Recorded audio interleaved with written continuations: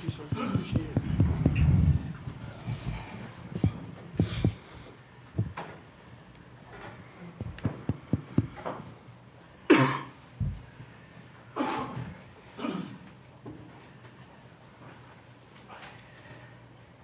Okay, with that, welcome everybody into the Iowa State postgame press conference. We're thankful to be joined by a couple of student athletes, Andy Brown and Audie Brooks, and head coach Bill Fennelly as well.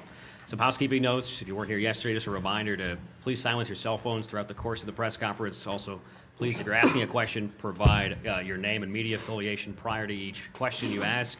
If you're joining us on Zoom, just hit the raise your hand function. We'll get to Zoom questions after we get to questions in-house and in person. Photographs are welcome, but please no flash photography. And then lastly, recording a press conference with your phone or camera is prohibited. So we'll start with an opening statement from Coach, then we'll get to some questions just for the student athletes, let them go, and then get questions just for Coach. So, Bill, if you want to take things over. I think that was a hell of a way to start the NCAA tournament. That was one thing we told our team was we'll get to play in the first game, and played an outstanding Princeton team. Really proud of the way we played. Just second quarter, right, we had a little out-of-body experience, I think. But after that, these two did what these two have done for us all year, and played as hard as we could play and needed to, and excited and flattered that we get to come back here and play a great Michigan team on Friday. Okay, with that, we'll open things up for questions just for the student athletes first. Audie, what did Bill tell you guys at halftime? Kind of just told us that it was on us, and if this is how we wanted to go out, then that would kind of be a shame because we didn't come this far just to come this far. Yeah, I mean, he just kind of put the ball in our court and said, it's up to you. I mean, if you guys are happy with this effort, then go out there and do the same thing. And if you're not, you better change it or you're going to go home. So it's kind of up to us, and we took it and ran with it. What was kind of the mood or feeling around everybody as Princeton closed out the end of that second quarter on the run that they went on? I think our energy was a little low, but I think we've been in that position before. I mean, a couple of people said at halftime, remember last year, we were down like 20 points at halftime. We came back and won. So that kind of got people excited. But, I mean, we picked each other up at halftime. We kept the positive energy going, and we came out. And second half is 0-0, and that's how we came out and started the half. Yeah, I feel like we were a completely different team in the second quarter. Like he said, it was kind of an out-of-body experience. I think we kind of just blanked a little bit, but thankfully we were able to come back with a fresh mindset, new attitude, new energy in that second half. What changed maybe from the second quarter to the third quarter that allowed you guys to take off? I don't know if anything really changed, but we just, I think, started to execute a lot better. We took our time with our offensive possessions especially. We did better defensively, I thought, in the third quarter, limiting their second chance opportunities. Yeah, I think our effort was better overall. I think we kind of came out flat, and they took advantage of us there. But in the second half, we turned that around, and we came out and hit first. And I think we did good with that. And then just a little bit of urgency on the defensive end. We were a step faster than we were in the first half. How much of the post-game celebration for Coach Fennelly was on your mind or planned? How much did you kind of work that out, and what's that mean to you guys to be a part of that?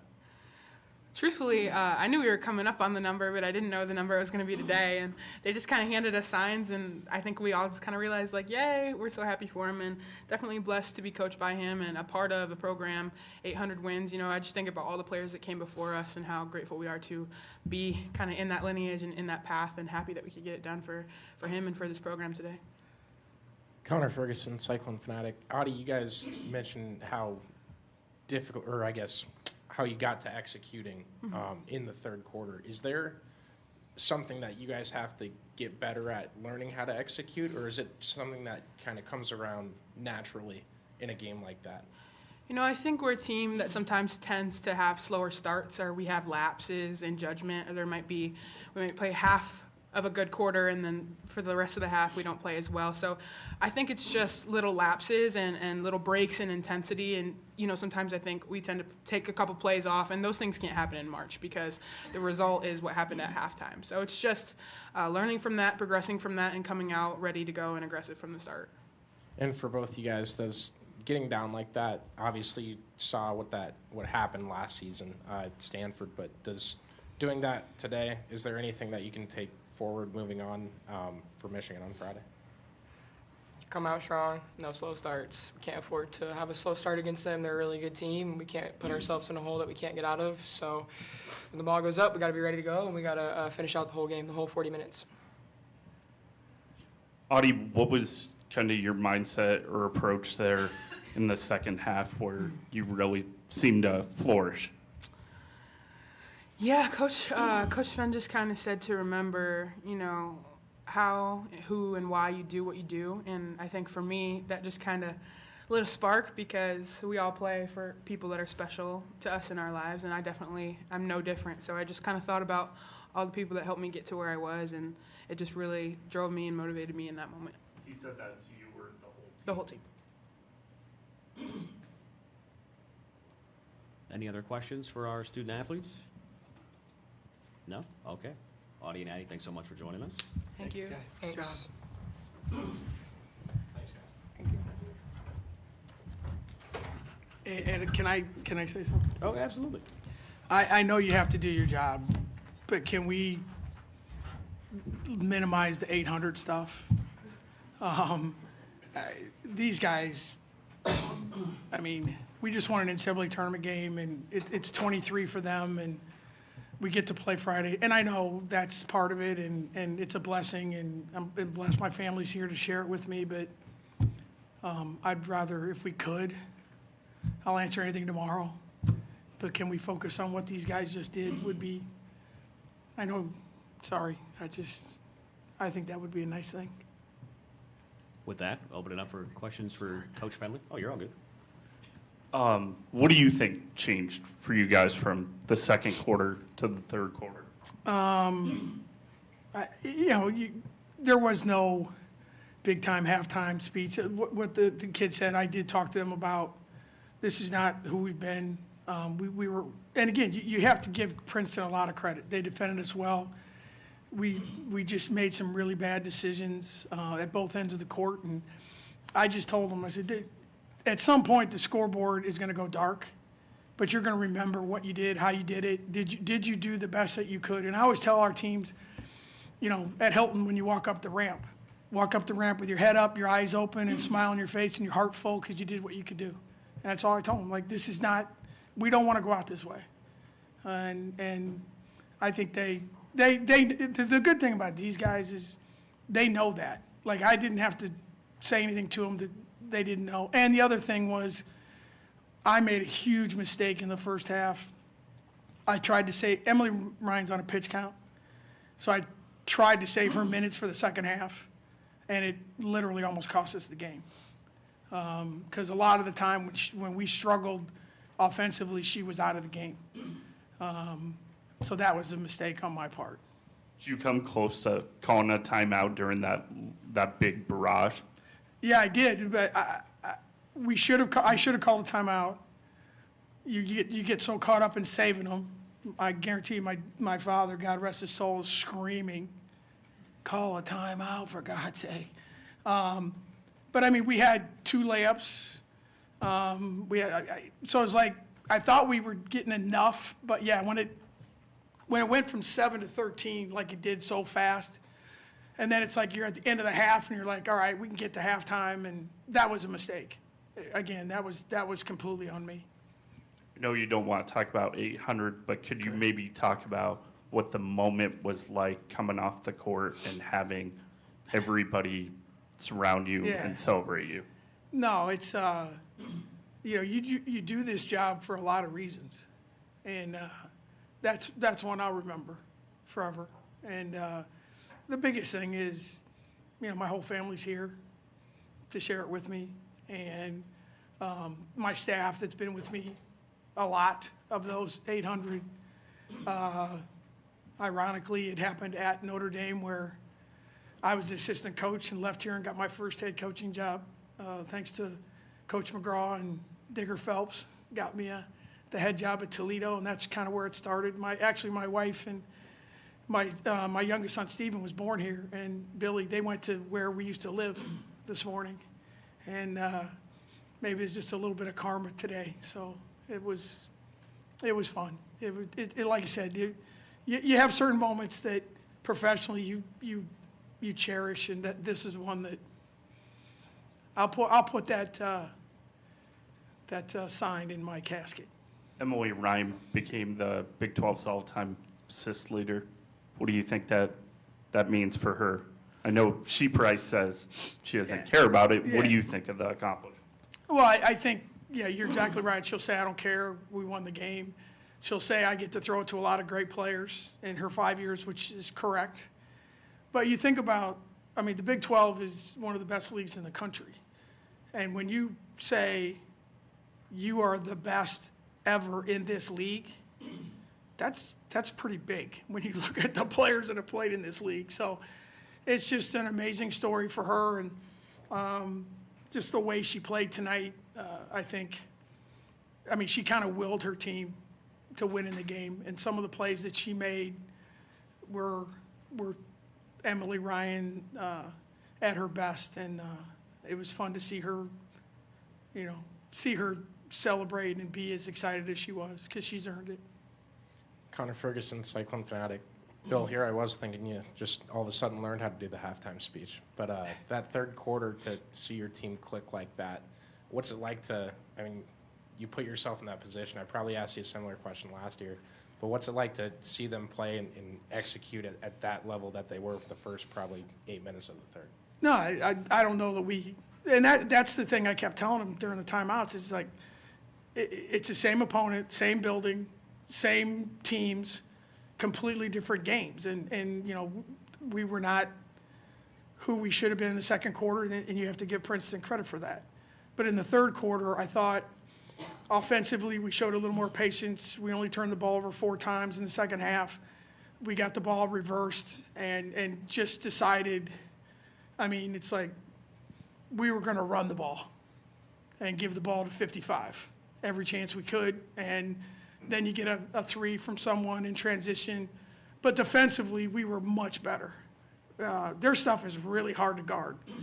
And I thought we did as good a job as we could guarding them. They missed a couple shots that helped us, and we made a couple big plays. But that's the nature of the game, and that's certainly the nature of the NCAA tournament. Is you got to, we scored on an inbounds play that we put in this morning. Just stuff like that you got to find a way. But the third quarter, we were really good. Was that third quarter maybe representative of this team at its best, or what you've kind of always hoped to see from them? When I would agree with that, especially given the time, the situation, the opponent. Yes, I mean the desperation that your season is, in the back of your mind, you're thinking, is the NCAA going to make us fly home tonight? I mean, you're thinking all those kind of things, sorry. But no, I thought when you put it all together, opponent, where it was, situation, desperation, it was an amazing effort by our team. Max Hines, Daily Princetonian. Ashley Shia for Princeton scored 7 points in the first 2 minutes and then 8 in the rest of the game. What did you see your team do to effectively neutralize her on offense? Yeah, she's really, really good. And Ariana Jackson guarded her most of the night. And a couple times early, we got messed up on some. They do a really good job of dribble handoffs. But I thought we did a much better job of helping. And AJ got into her and made it a little tougher. Like anything, when you play a great player, you work really hard, you help a lot, and you hope they miss a couple. And, I thought, early I'm like, oh my goodness. And it's like I said to the TV people, when you play a team that you have never played, that you're going off of video and you're like, are they that good? Are they that big? Are they that fast? She was much better in live than I thought on video. Very talented kid. She makes the game look easy. She doesn't force anything. All her shots were good. And AJ worked as hard as we could. But it was a player and a half on her the whole second half. And like I said, we guarded her well, but we got lucky a couple times too. Any other questions for Coach? think we're done. Thanks so Okay. much for joining us. Thank you, everyone. Appreciate your time. Thank you. Thank you. Yeah.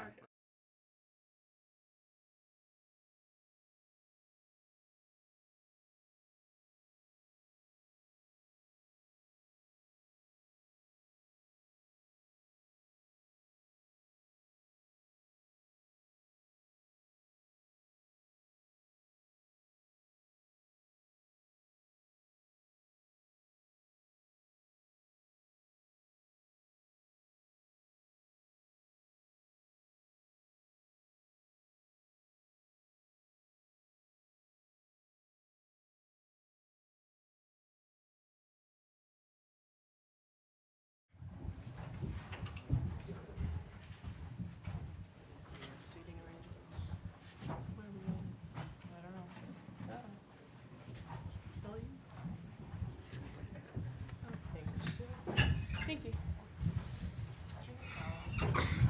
Oh, shit. Pardon me. That's kind of gross. Ooh. No, I think it's just.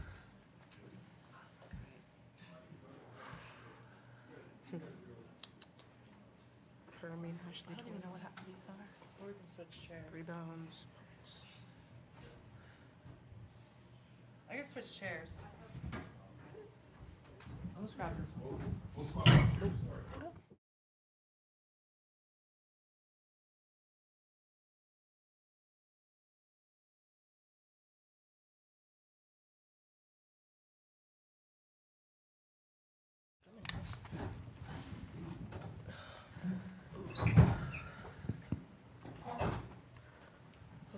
With that, we welcome you into the Princeton Postgame press conference. Thank you for staying with us here. This is head coach Carla Berube. We are joined by Fadima Tall and Parker Hill. They're student athletes as well. And just a reminder, if you weren't here earlier, to silence your phones. Please provide your name and media affiliation before a question. Hit the raise your hand function if you're on Zoom. We'll get to you after the questions in person. Photographs are okay, no flash photography, and then no recordings with your phone or camera. And with that, Coach, ready for you for an opening statement.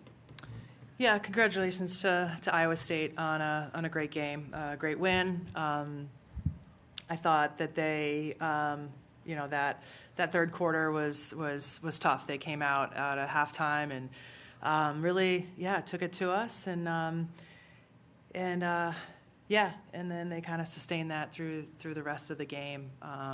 Really proud of my team and my student athletes and my staff for an incredible season. Making it to the NCAA tournament is quite a feat in any year, and definitely in a year where we were young. We had lost 4 starters from last year, but I thought Parker was in her class were amazing leaders and helped sort of this young team along and playing some really great basketball. We're certainly upset and sad that we're not moving on, but it was a great season nonetheless. Okay, we'll open things up to questions first for our student athletes. Hope Perry from the Princeton Alumni Weekly. Fadima, especially in the first half, you had a really impressive defensive performance, making some steals, some blocks that were really key. Can you just talk a little bit about what was going through your mind as you were trying to get after it there? Yeah, I think it's a lot of just like wanting to win for your seniors and for your team. I think just having that encouragement, that energy from everyone around you, just like the little stuff we always harp about in practice. So doing that was like second nature and what we wanted to do the entire game.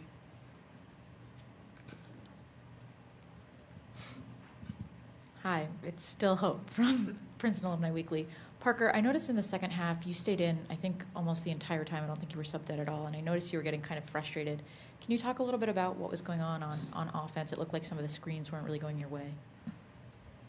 Sure. Yeah. I mean, I don't think the time had anything to do with that. It was more just, they were very aggressive, so I think we needed to use screens a little bit better. Some of our passes were a little tricky to go and get, especially when there's such a strong post presence inside for Iowa State. So yeah, that was a part of it a little bit. But yeah, I don't think the time had anything to do with that. Max Hines, Daily Princetonian. Parker, Audie Crooks is a type of player that you don't see in the Ivy League. Can you talk about what went into preparation for this game and then how you adjusted seeing her in person? Yeah, sure. Yeah, you're right. We don't see players like Audie Crooks in the Ivy League, and that was definitely an adjustment. I mean, she obviously played a very good game today.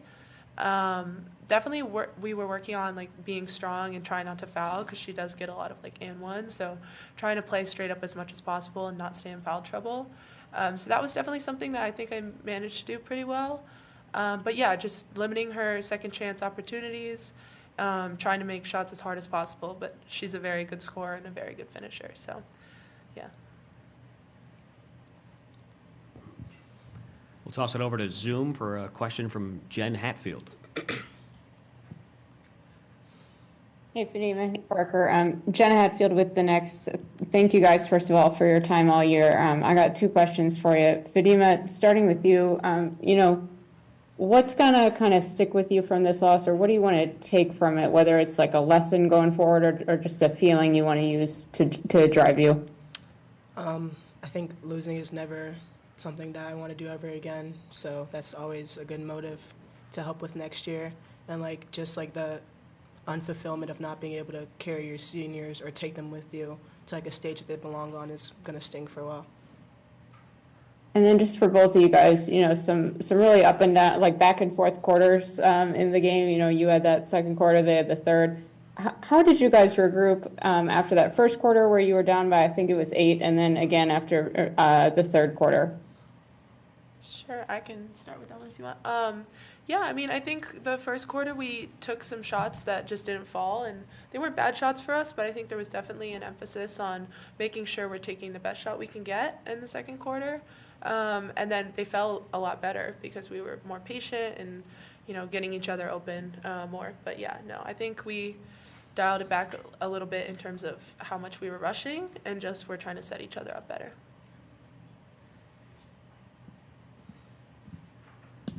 Hope from the Princeton Alumni Weekly. Parker, you're a senior. Can you just talk about what it's meant to you to play for Princeton these past 4 years? Wow. Yeah, it's a little tricky to explain how much it's meant to me, but I've loved the time that I've been here. It always sucks to end your season and end on a loss, and I think this game it was winnable for us, which stings a little bit more. But yeah, this program means a lot to me. I couldn't be happier with where I ended up, and I look forward to seeing what the rest of them do next year and the year after that. Any other questions for our student athletes? Okay, thank you, Fadima. Thank you, Parker, for joining us.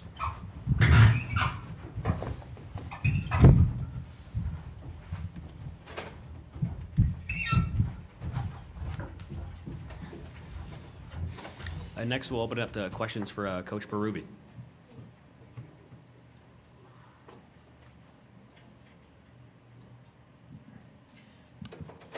Hi, Coach. Hope from the Princeton Alumni Weekly. I wanted to start off with a question about that first quarter. Ashley came out super strong, scored right on that first possession, and then you guys were really juiced. But all of a sudden, Iowa State came roaring back. Can you talk a little bit about the thought process? Was there a consideration of maybe calling a timeout, maybe not? Just because, then the second quarter went so differently. So I'm curious what that looked like. Yeah. I think just like any big game on this kind of stage, you're going to have some first quarter jitters, and you just need to take a deep breath, and the timeouts are. Media timeouts are long, and it's a good time to just kind of regroup. And I thought we were fine being able to do that. And I thought they did a really great job of just coming out in that second quarter and just being a little bit more patient with our offense and getting to the looks that we want. And this game is so much about making shots, right? I think. We had some good looks in the first quarter, didn't knock them down, and then the second quarter we did, and sort of the vice versa happened with Iowa State in the third quarter.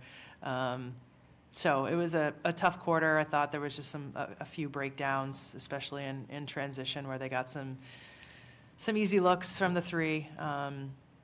But needed to call a timeout in that quarter. But yeah, they know how to huddle and regroup, and I thought they did a good job with that.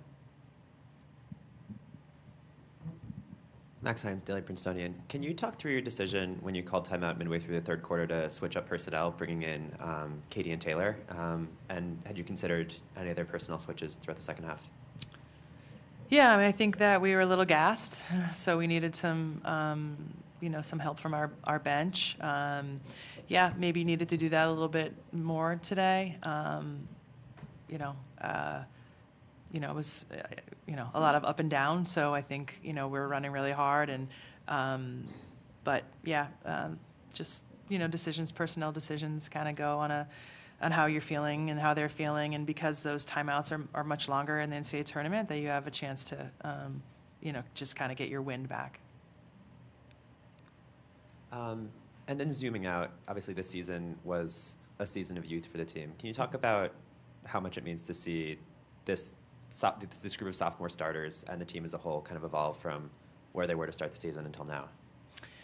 Yeah, I mean, I've talked about a lot, just how much growth that we've seen in those sophomores. Especially like your Ashley and Olivia. I thought Olivia had a really great game defensively. She was awesome. And Fadima as well. And so yeah, I mean, they're like Fadima said, this is gonna sting, but I think it can really fuel them in the off season and in the the postseason, into the summer, into next fall. You can't simulate this kind of experience other than just going through what it's like to play on this stage. And yeah, really excited for the future. It's hard to think about that right now, as I care so deeply about our seniors, but they've left a just incredible legacy, and I think the young group is gonna just carry that on. We go over to Zoom again for a question from Jen Hatfield. Hey, Carla. Kind of just picking up on that last question, I wanted to ask you about Fadima specifically. Going from not playing at all in that West Virginia game last season to now leading the team in scoring tonight. How'd you see her meet that moment tonight and step up? Yeah, Fadima is just she's tough. She's I think the beginning of the season, like a Portland game, you saw a young Fadima, a young inexperienced Fadima to the end of the season here, and playing some of her best basketball of her career thus far, and just really proud of the work that she puts in, and I think she's going to be a tremendous player for us and leader, and looking forward to her future.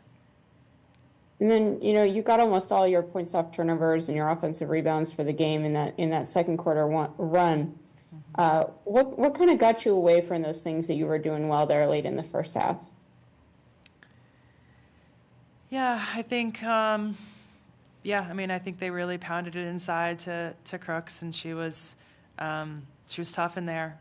We were trying to have some backside help. Sometimes it was there, and it's hard because they spread you out because they've got great shooters everywhere. Hindsight, probably should have doubled her more, but the way that she just her footwork and her ability to score if people are hanging on her is quite impressive. To us, like I said, I think just some breakdowns in transition. And their defense was tough in that third quarter. They got some steals, big steals, and turned into easy scoring opportunities. I think some of it balance had to do with us, and some of it had to do with them just playing really well. Just one more for you. I know Audie had a great game, but Parker, also a double-double while defending her. How proud are you of how Parker played in her last college game? Yeah, really, really proud of Parker and, you know, just the season she's had, the career she's had. It's been a battle with injuries and, but to see her, you know, playing her best basketball during her senior year, yeah, just really, really proud of her. It's been fun to watch, you know, her journey and the journey of all of our seniors and, you know, really, really, you know, proud of all of them and Parker, you know, definitely. Thanks, Carla. Appreciate your time all year. Yeah, thanks, Jen. We'll stay on Zoom for a question from Rob Brown.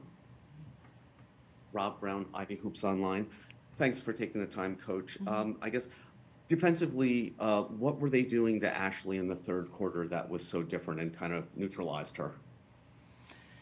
Yeah, I mean, I think they were just kind of all over her, chasing her, sometimes icing some ball screens with her, and yeah, just making it more difficult.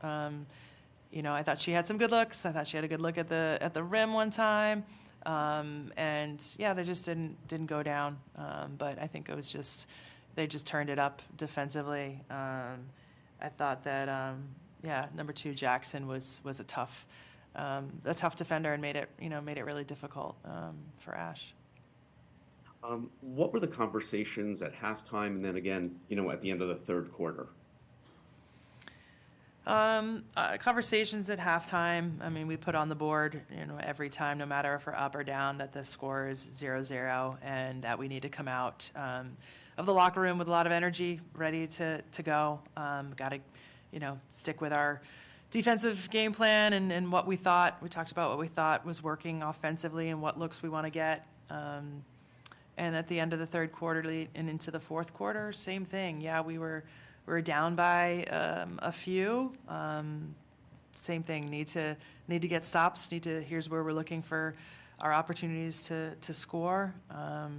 And yeah, I mean that's the NCAA tournament. You've got to be able to make shots. You know, every game you're playing against a really good opponent, and you know, credit to my players. I thought that they, you know, got some good shots that we just didn't knock down. But I thought they fought hard for the whole 40 minutes. And last one for me. I know for a coach, every team is special. What makes this group so unique?